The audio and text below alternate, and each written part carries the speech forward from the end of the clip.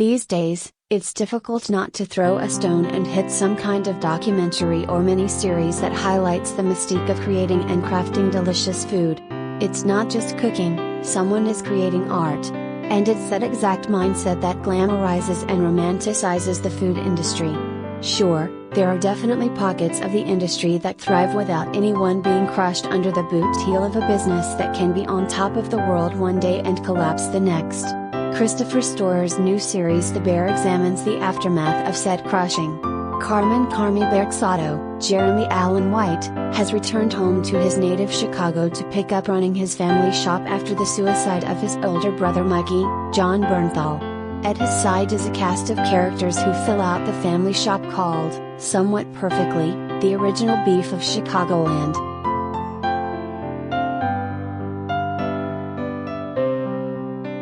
Collider video of the day.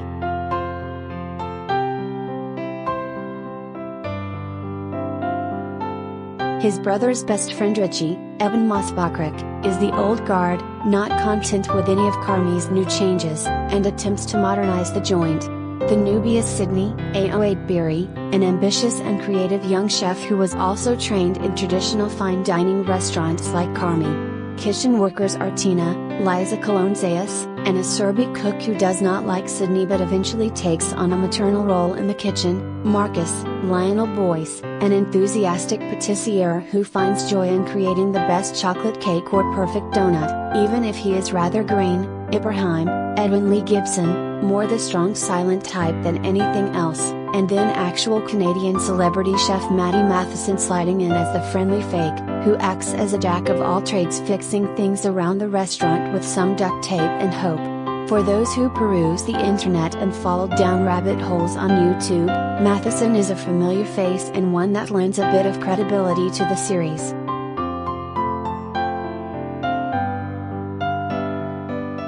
Of course, it's not just Matheson. Anyone who has even dipped a toe into the restaurant world and the booming industry around fine dining will be familiar with the vocabulary that's being thrown around. You might be familiar with the Michelin star system, but do you know about the James Beard Award? The show name drops major restaurants. Carmi comes from a highly impressive pedigree, having worked at spots like 11 Madison Park, the French Laundry, and Noma, with the latter named the best restaurant in the world multiple times.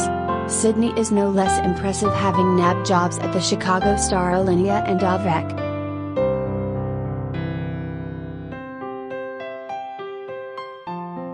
You might say it's easy to get the words right, but Terry's action behind it all as well. It's very clear that they're doing their research with this series. The movements, the rhythms, and the anxiety. It doesn't just speak to the fact that Carmi is a chef who comes from fine dining, but it also speaks to the fact that Carmi is now running a humble sandwich shop nestled between some buildings in Chicago.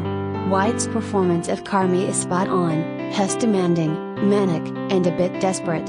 Hess gone from a proverbial Ferrari to riding a bike with a bad tire. On top of cooking, Hess got to start restructuring the entire restaurant to actually make it profitable, which is damn near impossible when they're swimming in inherited debt.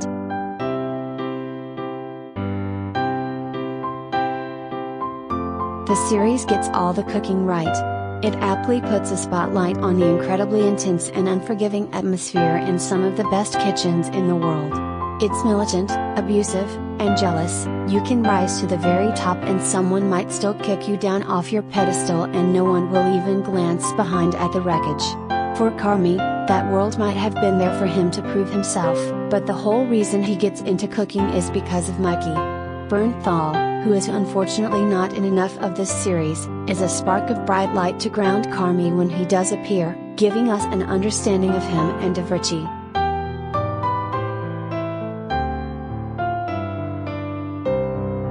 Mosbachrick, who is a frequent collaborator with Bernthal, is not a chef, and it stands to reason that the guy probably can't cook anything too well.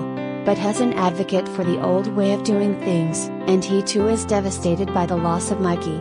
He was clearly close with the brothers, as they call each other cousin despite having no blood relation. But it isn't about blood. Richie was best friends with Mikey and that meant something. While White slips into the skin of the chef perfectly, it is Mosbachrick that grounds the heart of the series. His conversations with Carmi give us the biggest insight into their past and the relationships between the three men.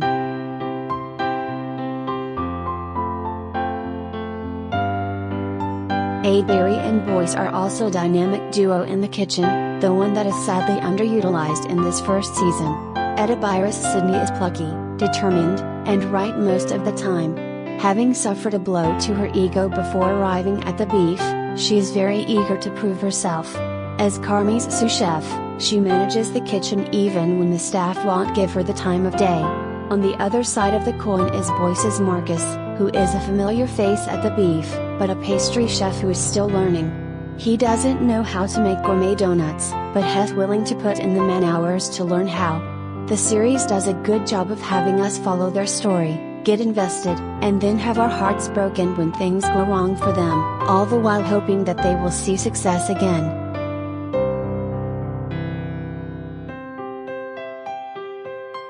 Underneath the sizzle of a plancha, the clatter of plates, and the prep at the mise en place is a story about overcoming the grief of losing a loved one and the trauma of an abusive environment, and this is evident in Carmi, Sydney, and Richie. Their restaurant is an underdog's story, but sometimes the biggest hurdle they have to overcome is themselves.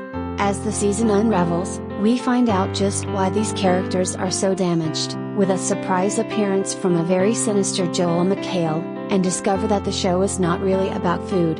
There aren't any shots of beautiful food in slow motion to get your mouth watering, so you forget all about the issues in the kitchen. The food we do see is on the beautiful, if somewhat sterile, white plates used in fine dining. We see colorful, artistic, otherworldly dishes, but behind them, we know there is someone who is being degraded, pushed to their very edge, to seek not only perfection but perfection that has no definition.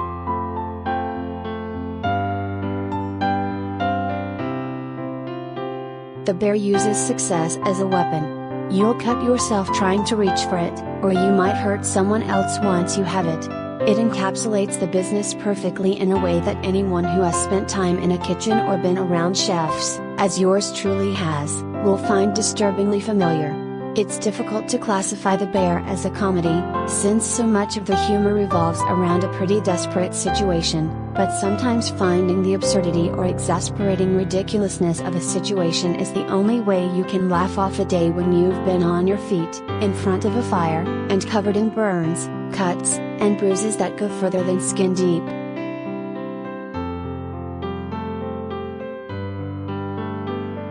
Rating, B+.